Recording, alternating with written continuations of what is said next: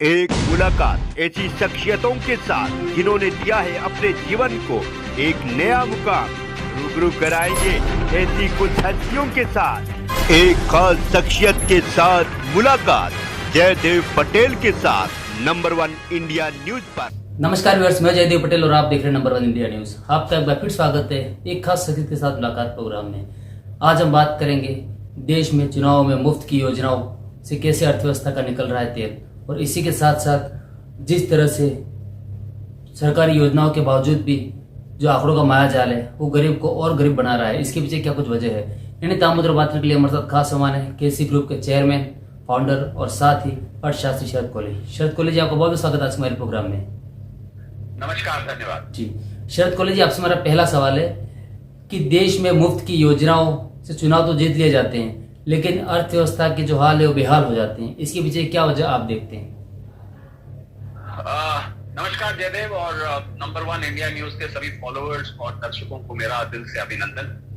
बिल्कुल ठीक कहा आपने कि मैं एक अर्थशास्त्री होते हुए ये कह सकता हूं कि अर्थव्यवस्था का बदहाल हो रहा है और ये जंगल की आग की तरह, ये रोग की तरह फैल रहा है। ये जो रेवड़ियां हैं, फ्रीबीज हैं, जिसको देनी होती है वो तो देता है, दूसरी पार्टी मजबूरी में आकर उसको भी देनी पड़ती है, उसकी मर्जी हो या ना हो, क्योंकि जो इलेक्ट्रेट है, जो वोटर्स है, उनके मुंह ऐसा है कि जैसे कहावत होती है शेर के मुंह खून लग जाता है, और उनको ऐसी आदत पड़ जाती है बैंक अकाउंट में 1000 रुपए, कहीं 21 रुपए, कहीं फ्री बस ट्रैवल, फ्री पानी, फ्री बिजली, और इन सब चीजों की उनको ऐसे आदत पड़ जाती है कि वो जब भी चुनाव आता है और राजनीतिक पार्टियां कैंपेनिंग करती हैं तो उनको इस चीज का ज्यादा इंतजार रहता है। विकास का क्या रोड मैप है, अगले 10 साल में, 20 साल में देश कहां जाएगा, पुल बनेंगे नहीं बनेंगे, रेलवे स्टेशनों का सुधार होगा कि नहीं होगा, एयरपोर्ट बनेंगे नहीं बनेंगे, ब्रिजेस बनेंगे नहीं बनेंगे, ठीक है, नए अस्पताल बनेंगे नहीं बनेंगे, नए कॉलेजेस बनेंगे कि नहीं बनेंगे,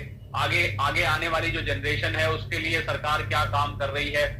इस सबसे ध्यान हटके फ्री बीस के ऊपर आ जाता है कि देखें 1000 रुपए महीना आएगा कि नहीं, 2100 आएगा कि नहीं, 1500 लाडली बहन, ये जो सारी योजनाएं जितनी भी।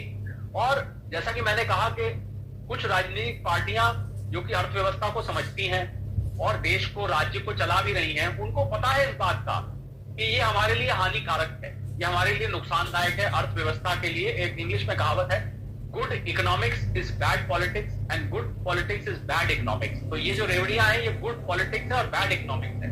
उनको ये मालूम है कि उनके राज्य के लिए, देश के लिए ये ठीक नहीं है, परंतु उनकी मजबूरी है, क्योंकि वोटरों को ये शॉर्ट टर्म बेनिफिट, छोटी अवधि का जो पूरा का पूरा ये खेल है, वोटरों का वो अपनी तरफ ध्यान खींच रहा है। इसकी वजह से बटन दबाते टाइम वोटर ये देखता है कि मुझे अगले महीने इनके जीतते ही मेरे अकाउंट में पैसे आने लग जाएंगे, मेरे बिजली का बिल फ्री हो जाएगा, मेरे पानी का बिल फ्री हो जाएगा। तो मजबूरी में उस पार्टी को भी, जिसको ये पता है कि ये देश के लिए हानिकारक है, मजबूरी में उस पार्टी को भी ऐसी घोषणा करनी पड़ती है। कुल मिला के हम देखें तो जितनी भी, आप अगर दिल्ली का चुनाव अभी ले लें, आपने देखा कि कांग्रेस ने कुछ और घोषणा करी, आम आदमी पार्टी ने पहले घोषणा करी, नेले पे डेला मार दिया कांग्रेस ने, और अभी भारतीय जनता पार्टी भी फ्रेम में है, वो भी कुछ ना कुछ घोषणा अभी आपको सुनने को मिल सकती है जी। तो बहुत ही हानिकारक है। ज्यादातर राज्य हमारे कर्ज के नीचे डूबे हुए हैं। कुछ राज्यों का मैं नाम लूंगा, इसमें वेस्ट बंगाल है, इसमें पंजाब है, इसमें केरला है, इसमें राजस्थान है, इसमें दिल्ली जो कि आज तक मुनाफे में था, कभी वहां पर डेफिसिट नहीं आता था, दिल्ली में भी इस बार डेफिसिट सामने आएगा। तो मुझे लगता है कि ये, इसका इलाज होना चाहिए। मैंने कई मीडिया प्लेटफॉर्म्स पर यह सलाह दी कि एक फ्रीबीज मॉनिटरिंग कमीशन होनी चाहिए। नाम उसका कुछ भी हो सकता है, तो नाम मैंने अपनी तरफ से रखा। मेन बात तो ये है, अंग्रेजी में कहते हैं call rose by any name it will smell sweet, कि फ्रीबीज मॉनिटरिंग कमीशन हो जिसमें सुप्रीम कोर्ट के रिटायर्ड जजेस बैठे, जिसमें कुछ आईएएस अफसर बैठे, जिसमें कुछ चुनाव आयोग के पूर्व अधिकारी बैठे, और कुछ राजनीतिक पार्टियों के प्रतिनिधि बैठे। एक ऐसा कमीशन बनाया जाए, जब भी कोई राजनीतिक पार्टी किसी भी फ्रीबी की घोषणा करे तो एक बार पहले उसमें से उसको निकाले, यानी कि फ्रीबीज मॉनिटरिंग कमीशन उसकी वेटिंग करे, उसकी एनालिसिस करे कि इसका राज्य पर, केंद्र पर, जहां की भी वो है, वहां पर इसका क्या असर पड़ रहा है, क्या उस राज्य के पास संसाधन और पैसा है, उस राज्य के पास उधार कितना है, उस राज्य ने विकास की योजनाएं कितनी घोषित करी हैं। इन सब बातों को ध्यान में रखते हुए उसको अप्रूव किया जाए, नहीं तो उसको डिसअप्रूव कर देना चाहिए। वो घोषणा आगे नहीं जाने देनी चाहिए। मुझे लगता है यही इसका अंतिम सोल्यूशन है, वरना ये एक अंग्रेजी में कहते हैं स्नो बॉलिंग इफेक्ट, इसका स्नो बॉलिंग इफेक्ट हो रहा है कि बढ़ चढ़ के राज्य और राजनीतिक पार्टियां एक दूसरे की घोषणाएं, नेले पे नेला जिसको कहते हैं, वो घोषणाएं सुनने को देखने को मिल रही। जी शरद कॉलेज में आपकी बात को थोड़ा सा अगर और आगे लेकर के जाऊं तो सरकारों की तरफ से जो लाभ दिए जाते हैं गरीबों को, उसके बावजूद भी जो आंकड़ों का जो माया जाल है उसमें गरीब और गरीब हो रहा है, आखिर क्यों? देखिए, मैं अभी फ्रीबीज की जो बात की उसमें सिर्फ एक लाइन और जोड़ दूं कि अब बहुत सारी राजनीतिक पार्टियां जब हम फ्रीबीज को रोकने की इनके ऊपर कटाक्ष करते हैं तो बात आती है कि भाई वेलफेयर स्कीम जो है आपका देखने का नजरिया है, कोई पार्टी उसको फ्रीबी कहती है, दूसरी उसको वेलफेयर स्कीम कहती है। एक बहुत ही पतली लक्ष्मण रेखा है बीच में, वेलफेयर के बीच में और फ्रीबीज के बीच में।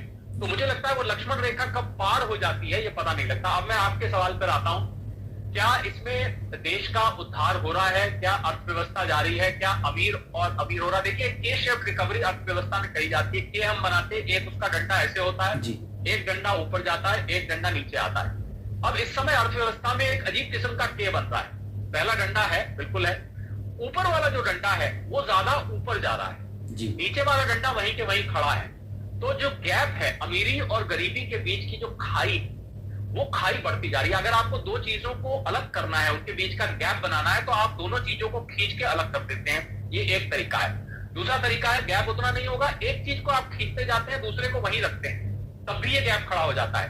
तो कुछ ऐसा ही अर्थव्यवस्था में हो रहा है। एक कहावत होती है, गांव में बोला करते हैं, खासकर उत्तरी भारत में, माया को माया मिले कर कर लंबे हाथ। जिसके पास धन है, जिसके पास कुछ सेविंग्स हैं, जिसके पास कुछ इन्वेस्टमेंट्स हैं, वो उसको निवेश करके, उसको पैसे को कहीं लगा के वो और कमाते जा रहा है। जिस वर्ग के पास समाज के पैसा नहीं है, यानी कि जो तनख्वाह लेता है और उसकी तनख्वाह या कहीं से और कमाई करता है, मान लीजिए 25,000 रुपए महीना कमाया तो उसका 25,000 रुपए महीना खर्च हो गया, ज्यादा बचा तो 500,000 रुपए बच गया, वो भी आगे के किसी महीने में सब बराबर हो जाता है।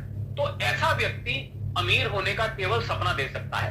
जब तक गरीब आदमी के हाथ में, और मैं बड़ा इंटरेस्टिंग आंकड़ा, शायद मैंने पहले आपके चैनल पे बहुत पहले ये आंकड़ा बोला होगा, मैं उसको दोहराना चाहता हूं, अगर नहीं बोला तो शायद लोगों को भूल गया होगा कि 145 करोड़ की हमारी आबादी में, बहुत जरूरी आंकड़ा देने जा रहा हूं आपको जयदेव भाई और आपके फॉलोअर्स और व्यूअर्स ने शायद इसको ना सुना हो पहले।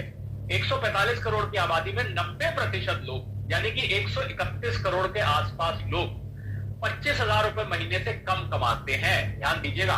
और अगर मैं इसको पलट दूं तो मैं यूं कहूंगा कि 14-14.5 करोड़ लोग मात्र ऐसे हैं जो 25,000 रुपए महीने से ज्यादा कमाते हैं। अब आप अपने आप अंदाजा लगा सकते हैं कि यहाँ अमीरी और गरीबी के बीच की खाई कितनी है। कुछ मतलब 10-12 करोड़ मिलके इस देश के टैक्सेस भर रहे हैं, 10-12 करोड़ लोग मिलके इस देश की जीडीपी में सबसे ज्यादा योगदान दे रहे हैं।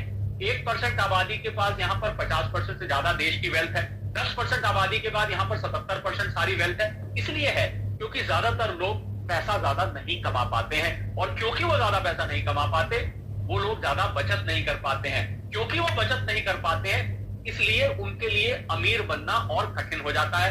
अब जो लोग बचत करते हैं वो उसको इन्वेस्ट करते हैं और कंपाउंडिंग इफेक्ट होता है, या शेयर मार्केट में लगाया, किसी बिजनेस में लगाया, वो जो लखपति है वो 10 लाखपति हो जाता है, जो 10 लाखपति है वो करोड़पति हो जाता है, जो करोड़पति है वो 5 करोड़पति हो जाता है, 5 करोड़ वाला 10 करोड़, और ये सिलसिला आगे बढ़ता है। इसी की वजह से इस समय देश में बिलियनियर्स की आप संख्या देखें तो 200 से ऊपर है। बिलियनियर की संख्या भले इतनी नहीं है, पर अगर आप जो टैक्स पेयर्स की हम बात करें, और 8 से 10 करोड़ लोग इस देश में इनकम टैक्स रिटर्न फाइल करते हैं। इस आंकड़े से भी आपको आपकी बात का उत्तर मिल जाएगा। उसमें से जो असल में टैक्स देने वाले हैं वो मात्र 2 करोड़ लोग हैं, शायद उससे भी कम हो। तो आप लगाइए कि 2 करोड़ लोग करीब 20-22 लाख करोड़ का साल का टैक्स देते हैं। इसमें कॉर्पोरेट्स भी आ जाते हैं, कंपनियां भी आ जाती है।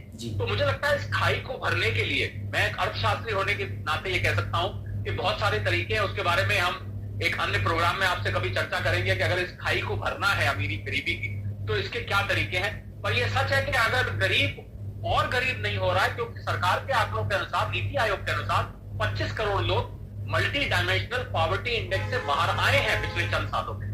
तो वो लोग भले ही उनके बैंक बैलेंस ना हो, पर उनको न्यूट्रिशन मिला है, उनको सैनिटेशन मिला है, उनको उनके सर पे अब मकान है प्रधानमंत्री आवास योजना में, उनको हेल्थ सर्विसेज मिली है, एजुकेशन सर्विसेज मिली है, उनके लिए टॉयलेट्स बनाए गए हैं।